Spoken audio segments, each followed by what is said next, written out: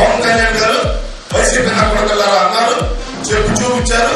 అందుకే నేను సగటు వైసీపీ కార్యకర్తగా దానికి స్పందిస్తూ అన్నమాట అన్నాను అంటాడు. కానీ అంతకుముందు నువ్వు మర్చిపోయావా? ఇదే విశాఖపట్నంలో మీరు మీటింగ్ పెట్టి పవన్ కళ్యాణ్ గారు మీరేమన్నారు? ఉత్తరాంధ్రలో నీకు పని అయిందా? మరి జగన్ గారికి ఏంటి ఉత్తరాంధ్రలో ఆయనకి వచ్చాడు జగన్, మేము అందుకే వచ్చాము. ఉత్తరాంధ్రలో జగన్ ఏం పనుల్లో మా విశాఖపట్నం మోసం చేసేవాళ్ళు ఏం నువ్వు మోసం చేయలేదా? ఈ ప్రాంతం ఆడబెట్టి నువ్వు మోసం చేయట్లేదా? మేము మాట్లాడతాం.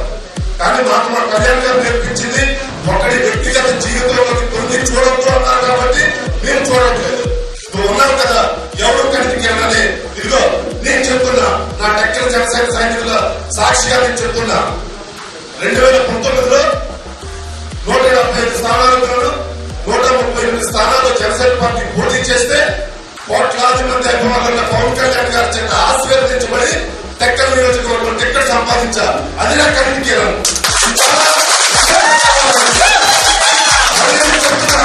శ్రీనివాస్ నిన్నటి రోజు వరకు ఒకటి, 2024 డిసెంబర్ 31 వరకు ఒకటి, 2025 జనవరి 1 ఒకటే చెప్తున్నావు. నువ్వు పనికి వాళ్ళ ప్రెస్ మీట్లు పెట్టినా ఏ ఒక్క ప్రెస్ మీట్ లో మా అధ్యక్షులే గాని, మా పార్టీనే గాని, మా కార్యకర్తలే గాని, నన్నే గాని తక్కువ చేసి మాట్లాడితే నువ్వు ప్రెస్ మీట్ పెట్టడం కాదు, నీకు 2 వీడియోలు మేము చేసి పెడతాం. 2009 నుండి నీ చరిత్ర అంతా కూడా మేము బయట పెడతాం. నువ్వేమన్నా అంతకుముందు ప్యాకేజ్ అన్నావు. ఎవడన్నా కనీసం ఒక 5 ఏళ్ళు అధికారం ఉన్నావు కదా, మా అధ్యక్షులు వాళ్ళు ప్యాకేజ్ తీసుకుని ప్రూవ్ చేసావా? లేదు. నువ్వు ఒక ప్రెస్ మీట్ లో అన్నావు, మంగళగిరిలో మా అధ్యక్షులు 62 ఎకరాలు కొనాలన్నావు. మేము నీకు ఓపెన్ ఛాలెంజ్ ఇచ్చాం. ఆ సర్వే నెంబర్ ఏదో చూపించు. మేము పార్టీ రాజీనామా చేసి నేరకు తిరుగుతామన్నాం. నీకు దమ్ముందా? మా సవాళ్ళ ఆలోచన కాదు, ఈ రోజు చెప్తున్నాం. స్వీకరించగలవా?